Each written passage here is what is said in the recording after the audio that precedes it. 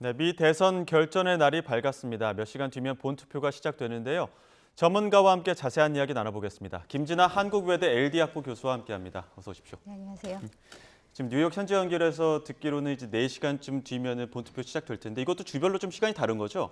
네, 그렇죠. 뉴햄프셔 같은 경우에는 원래 작은 주들이 선거일이 시작되면은 그때 시작되자마자 12시부터 오픈을 하기는 해요. 예. 그 원칙이 모든 주민들이 다 투표할 수 있도록 한다는 원칙 때문에 지금 이번 2024년 같은 경우에는 아까 말씀하셨던 딕스빌 로치 하나만 지금 그렇게 하는 걸로 되어 있고요. 나머지는 조금 늦게 하긴 합니다. 그러니까 대부분이 이제 아침 현재 시간은 동부 아침 5시부터 예. 그러니까 벌몬트부터 시작을 해가지고 5시부터 쭉 이어지는데 한국 시간으로 그럼 언제부터 언제까지 봐야 되느냐? 14시간 차이거든요. 동부랑 예. 서울이랑. 그러면은 한국 시간으로 7시? 예. 7시부터 그리고 다음 날 오후 3시까지 그렇게 생각을 해주시면 될 것 같습니다. 저녁 예. 7시부터. 예. 일단은 우리 시간으로 오후 2시부터 이제 투표는 시작은 되는데 그 추이를 좀 보려면 오늘 저녁부터 내일 아침까지를 좀 봐야 네. 되는 그런 상황인 것 같고요. 자, 지금 출구 조사는 그러면은 어떻게 진행이 되는 겁니까? 출구조사 같은 경우에는 계속 이제 사전 투표했었던 사람뿐만이 아니라 당일날 투표하는 사람을 대상으로 해서 계속 추적을 해요. 근데 여기에는 사전 조사는 계속 하는데 엠바고가 걸려요. 그래서 일단 투표가 종료되기 전에는 이제 공개가 안 돼서 당일 적어도 5시까지는 예. 공개가 안 되고요. 그리고 그 이후로부터는 점차적으로 공개를 할 수 있게 되어 있습니다. 그리고 선거 투표가 완전히 종료가 되면은 그때부터 이제 쭉 공개가 되는 거니까 계속 이제 주별로 시간이 다르잖아요. 마감 예, 시간이 다르기 예. 때문에 조금씩 달리해서 주별로의 결과는 다르게 나온다고 보시면 될 것 같습니다. 그럼 최종적으로 선거 결과를 알려면 어느 정도 좀 기다려야 되는 겁니까? 근데 이게 사실 결과 보도를 하는 것은 예. 조금 시간이 걸릴 수도 있어요. 왜냐하면 마감이 뭐 동부 뭐 6시, 조지아 같은 경우는 뭐 7시도 되고 노스캐롤라이나는 7시 반 같은 라인대에 있다라고 하더라도 조금씩 다 마감하는 시간이 다르거든요. 그때부터 이제 카운팅을 시작을 하게 되는데 2016년 같은 경우에는 완전히 트럼프 우세 시기였기 때문에 그래서 굉장히 빨리 했어요. 다음날 새벽 3시 정도 되면은 결과를 알 수가 있었거든요. 근데 2020년 같은 경우에는 펜실베니아 주가 여기서 이제 우편 투표가 상당히 많았었는데 코로나 시기 때문에 네. 이것을 다 작업을 하는데 시간이 걸려요. 우편 투표 같은 경우는 우편 투표를 할 때 서명을 하거든요. 그러면은 선거를 관리하는 사람들이 이거를 뜯어보고 다 사인이 맞는지를 대조를 하는 과정이 있어요. 그렇기 예. 때문에 우편 투표가 많으면 많을수록 오래 걸린다. 그래서 2020년에는 상당히 오래 걸려서 한 4일 정도 걸렸어요. 예. 그래서 그렇게 시간이 걸렸는데 이번에는 조금 우편 투표가 줄어들 예정이어서 그렇게 많은 투표가 계속 수작업으로서 검토를 할 가능성은 없기는 한데 그럼에도 불구하고 조금 더 기다려야 되는 변수가 또 하나 있는 게 뭐냐면요. 이번에는 굉장히 막상막하예요. 그러면은 재검표를 자동적으로 들어가야 되는 경우가 발생하거든요. 그러면은 미시간이나 펜실베니아 여기가 경합주잖아요. 그래서 러스트벨트라서 굉장히 중요하게 우리가 보고 있는데 여기는 득표율이 차이가 0.5% 미만으로 떨어지면은 자동적으로 재검표를 재검표를 또 해야 돼요. 위스콘신도 중요한 주인데 여기는 0.25% 기준이거든요. 이것도 주마다 선거법이 다 다르기 때문에 뭘 기준으로 해서 재검표를 하느냐 이게 또 달라요. 그래서 이제 펜실베니아 같은 경우에는 0.5% 지금 막상막하거든요, 사실은. 그래서 이거 안으로 좁혀진다 이 가능성도 분명히 있기 때문에 이게 재검표가 들어가면 또 그만큼 시간이 더 걸리는 거죠. 그러니까 2016년 때처럼 어느 한쪽으로 승패가 완벽하게 기울지 않는 이상은 마지막까지 재검표까지도 지켜봐야 되기 때문에 뭐 나흘이 걸릴 수도 있고 한 4일 정도 걸릴 수도 있는 그런 상황인 것 같은데요. 최악의 경우는 2000년도를 생각을 하시면 그때 부시 대 엘고였었거든요. 예. 그 당시에는 그 당시에는 이제 플로리다 여기서 재검표를 이제 문제가 생겨가지고 537표 차이가 났어요. 600만 표 중에서 그만큼 적은 숫자로 좁혀졌기 때문에 이거를 재검표를 들어갔는데 이게 굉장히 오랫동안 끌었거든요. 그래서 여러 개 법적인 그런 공방도 있어서 연방 대법원에서 이제 그만하라라고 선포를 내리기 최악의 전, 경우에는. 그게 12월 12일이었어요. 예. 그래서 바로 다음 날인 12월 13일 날 일고 측에서 이것을 수긍을 하고 그래서 이제 부시 대통령 당선 축하한다라고 얘기를 했거든요. 그러니까 정말 최악의 상황이 벌어지면은 12월까지도 갈 수 있는 거죠. 그러니까 지금까지도 보지 못했던 초유의 사태가 벌어질 수도 있는 상황. 그 이유가 선거 전날까지도 지금 엎치락 뒤치락 하면서 여론조사에서도 그 박빙의 어떤 여론조사 결과가 나오기 때문인데 왜 이렇게까지 붙는 겁니까? 이게 굉장히 이번에는 교차 지지가 굉장히 많아서 예. 이게 굉장히 박빙이 더 혼잡스럽게 됐어요. 왜냐하면은 트럼프 측을 이제 보면은 원래는 백인층이 아주 탄탄하게 유권자로서 관리를 하고 있다가 4년 전과 비교했을 때 백인층 지지율이 낮아졌거든요. 예. 그러니까 백인층이 어디로 갔냐? 해리스 쪽으로 갔다는 얘기죠.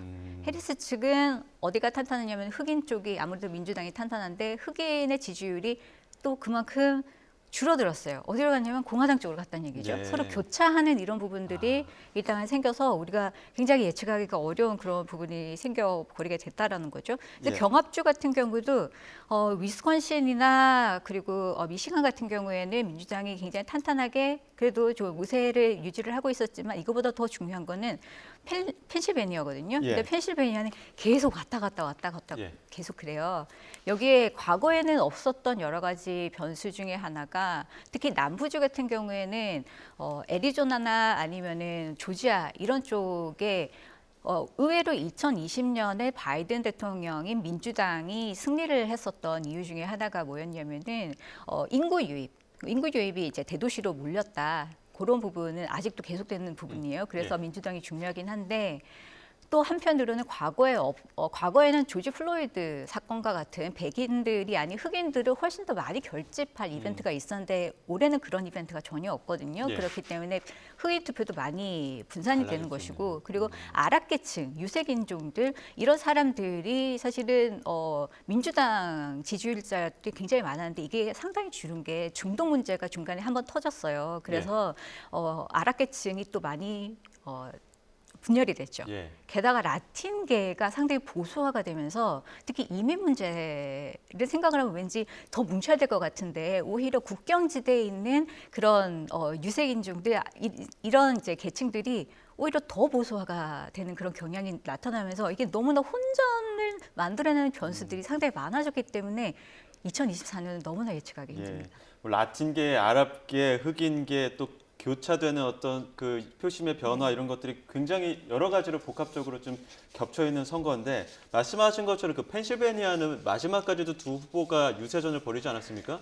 여기에 집중하는 이유는 뭡니까? 네, 여기 사실 모두 다 펜실베니아로 어제 다 갔어요. 예. 그래서 여기를 잡으려고 하는데 2016년 같은 경우에는 트럼프가 아주 근소하게 5만 표 차이로 이겨버렸었거든요. 근데 예. 2020년에는 바이든 대통령이 1.2%로 우위를 점하면서 또 여기를 다 뒤집었단 말이죠. 그리고 2020년도 중요하지만 중간에 있었던 중간 선거 2022년도 상당히 중요해요. 그때는 민주당이 상당히 우세였단 말이죠. 근데 아까 말씀드렸듯이 펜실베니아까지 민주당이 잡아버리면 공화당은 더 이상 게임 끝이거든요.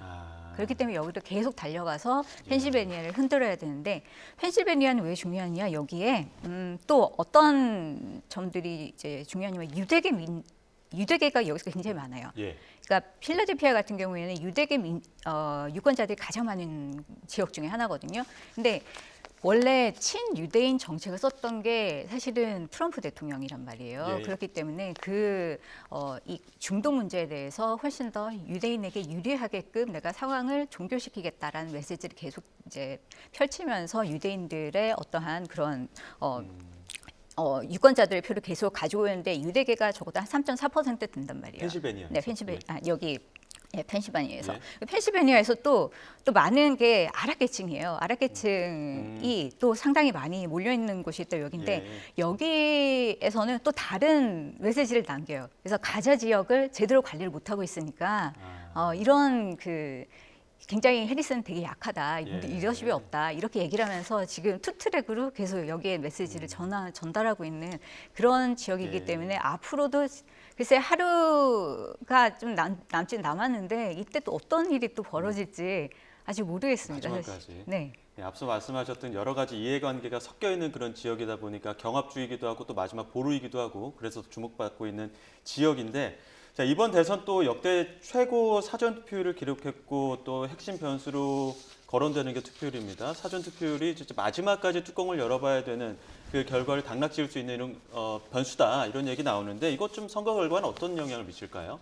사전투표는 아까 말씀드렸듯이 2020년이 최고치였어요. 예. 그게 2020년 전체 투표율은 66% 정도였는데 사전 투표율이 이 중에서 69%였으니까 상당히 높은 거고 2016년 40%에 비해서 굉장히 많이 올라간 거거든요. 그런데 이게 조금 떨어지긴 했어요. 중간 선거 때는. 그래서 50%, 약 50% 정도 다시 내려왔는데 이게 어디까지 다시 올라갈 거냐?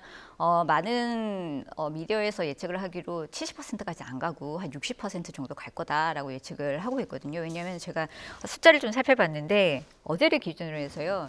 우편 투표와 사실은 사전 방문 투표로 나뉘어요. 사전 투표는. 그래서 우편을 보내거나 직접 가가지고 투표용지 넣거나 두 중에서 하나거든요. 네. 근데 우편 투표 같은 경우에는 미리 신청을 해야지 이게 가능해요. 그럼 네. 미리 신청한 사람이 얼마냐를 카운트를 하면 되겠죠. 거기다가 지금까지 사전 투표를 해서 온 사람이 몇이냐를 카운트를 해보면은 한 1억 1,000명 정도가 나와요. 예. 그런데 우편 투표 그러면 훨씬 더 많은 거거든요. 그런데 예. 우편 투표를 신청했다가 우편 투표로 투표를 안 한 사람이 있어요. 아, 그 사람들이 한 70% 정도만 하고 예. 나머지는 안 한단 말이죠. 그래도 상당히 많은 편이네요. 그래서 그 숫자를 조금 빼면은 예. 조금 2020년보다는 떨어질 가능성도 조금 있겠다. 예. 그래서 이건 조금 더 지켜봐야 되겠다는 생각이 들고요. 그리고 우편 투표가 높다라고 해서 무조건 민주당에 유리하다 이렇게 단순하게 생각을 하면 안 됩니다. 왜냐하면 아까 두 개가 차이가 있다고 했는데 우편 투표는 물론 민주당이 조금 높은 경향이 있어요. 하지만 직접 방문해서 사전 투표하는 거는 공화당이 훨씬 더 높아요. 그래서 양측이 선호하는 방식이 조금 다르다. 그리고 우편 투표도 과거에는 한 20%의 차이가 민주당과 공화당 차이가 있어서 민주당이 훨씬 더 많이 투표를 했다면 이번에는 그게 한 9%로 줄어들었어요. 그만큼 우편 투표를 이번에 선호한 공화당 측이 꽤 많았다. 그래서 그 숫자가 많아졌기 때문에 격차가 또 많이 줄어든 거거든요. 그리고 주마다 이게 민주당에 유리한 펜실베니아는 민주당에 유리하게 사전 투표를 해요. 그런데 얼마 전에 또 노스캐롤라이나 얘기가 많이 나왔었잖아요. 그래서 굉장히 많이 사전 투표를 한 곳이다. 그래서 민주당이 되는 거 아니에요. 이렇게 말씀하시는 분들도 있긴 하던데 실제로 과거에 이제 사전 투표를 했었던 사람들을 보면은 민주당, 공화당 그리고 둘 다 아닌 무소속이 거의 비슷하게 사전 투표를 했어요. 예. 그렇기 때문에 하나의 케이스를 가지고 사전 투표가 무조건 모든 조에서 민주당이 잘 될 거다라고 할 수는 없어요. 지금 워낙 이제 박빙이다 보니까 어떤 분석은 이제 마른 수건 쥐어짜듯이 네. 표심을 이제 자극하고 있다, 호소하고 있다 이런 얘기하는데 그럼 마른 수건 쥐어짜는 그 마지막 한 방울이 해리스 후보 같은 경우에는 젊은 여성, 트럼프 후보 같은 경우에는 젊은 남성 투표를 좀 자극해야 된다 이런 얘기 나오고 있거든요. 왜 이런 겁니까? 젊은 여성 같은 경우에는 특히 경합주의 젊은 여성들이 상당히 중요한데 낙태과 관련해서 아직도 이슈가 공론화되고 있는 지역이 남쪽은 거의 정리가 됐어요. 그런데 전체 이제 주 중에서 24개 주는 이미 이제 다 결정이 된 상황인데 나머지 남아 있는 주들은 주로 북쪽에 있는 주들이거든요. 예. 그렇기 때문에 계속 이게 공방이 되고 있어요. 그렇기 때문에 낙태에 대해서 자기 주장을 하고 싶어하는 여성들, 이 사람들은 이게 굉장히 자기 생활과 연계가 되는 거기 때문에 네. 민주당을 지지할 수밖에 없는 중요한 이슈가 되어가고 있고 그렇기 때문에 해리스를 지지할 수밖에 없는 그런 공동운명체가 되어 보신 있죠. 것 쪽지로 남편 몰래 해리스 찍자 이런 뭐 이야기까지도 밈으로 도는 것 같더라고요. 네, 그게 뭐 공중 화장실 가면은 이제 문에도 붙어 있다 뭐 이런 얘기가 있던데 그만큼 굉장히 이 문제가 사회적인 이슈로 논쟁이 되고 있다라고 예. 그렇게 보시면 될 것 같고요. 그리고 공화당 측에 있어서는 아까도 말씀드렸듯이 백인의 지지율이 점점 떨어지는 추세이기는 하거든요. 예. 그래서 제가 보기에는 백인이라는 것보다 남성이 더 중요한 것 같아요. 왜냐하면 백인 그리고 비백인, 라틴계, 흑인계 전체를 다 모아서 보면은 남성이 그리고 학력이 조금 좀 이제 대학 이제 디그리가 없는 그런 예. 사람들이 전반적으로 트럼프를 선호하는 것으로 나와요. 그렇기 때문에 지금 유색인종의 뭐 여러 가지 이제 뭐 선호도 차이는 분명히 있긴 하겠지만 이것을 다 아우를 수 있는 거는 남성의 어떠한 지지율이다. 그래서 이 지지율을 잡아야지 트럼프 대통령이 좀 안심을 할 수 있는 주들이 상당히 있다라고 말씀드릴 수 있을 것 같습니다. 예. 지금 저 선거가 더욱 중요한 이유 중에 하나가 상하원 선거도 함께 치러지지 않습니까? 특히나 또 이번 선거에서 한국계 또 첫 연방 상원의원 탄생이 유력하다 이런 얘기 나오고 있는데 상하원 투표는 어떻게 좀 전망하고 계십니까? 상원 투표 예. 정말 중요해요. 왜냐면은 설령 트럼프 대통령이 다시 백악관에 들어간다라고 하더라도 상원을 못 잡거나 하원을 못 잡는다. 어느 둘 중에서 하나를 못 잡는다라면 미국이 양당 정치이기 때문에 서로 견제를 하거든요. 그래서 자신이 원하는 대로 법안을 통과시켜서 추진하기가 상당히 어려워지는 상황이 발생을 해요. 예. 그리고 특히 상원이 중요한데 상원 같은 경우에는 만약에 상원을 공화당이 다시 되찾는다라고 하면은 두 가지 시나리오예요. 트럼프 대통령이 당선이 된다라고 하면은 지금 49이니까 하나만 더 잡아도 부통령이 어차피 공화당이기 때문에 한 표를 더 던져줄 거라서 일단 하나만 잡으면 되거든요. 예. 그렇기 때문에 굉장히 유리한 상황이에요. 왜냐하면 지금 걸려있는 주 중에서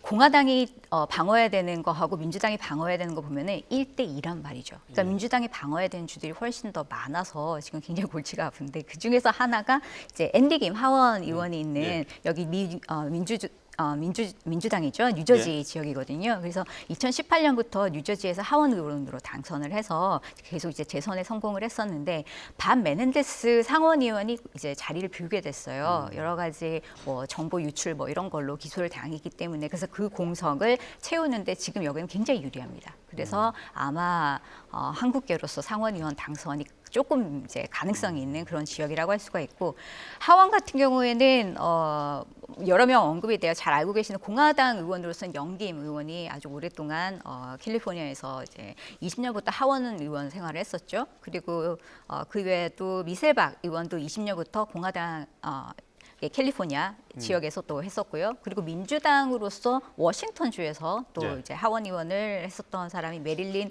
스리트클런드 의원인데 이분은 어머니 아버지가 어머니는 한국계, 아버지는 미국계인데 참전용사 분이세요. 그래가지고 굉장히 22년에 취임식 할 때 한복 입고 나타나가지고 또 눈길을 끌기도 했고 예. 그리고 앞으로 또 민주당이면서 캘리포니아에 나오려고 하는 대부민 지원자도 있기 때문에 다 모아서 만약 다 당선이 된다라고 하면 상하원 한 5명 정도 우리가 합복을 할 수 있는 그런 상황이죠.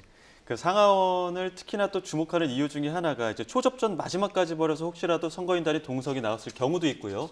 또 어느 하나가 불복하게 된다면 또 비상사태가 우려되는 상황도 있지 않습니까? 지금 하고 있는 의원 선거는 이 다음 해부터 이제 적용이 되는 거예요. 그래서 지금 상하원이 지금 하고 있는 예. 선거를 이제 결정을 하는 예. 거고요.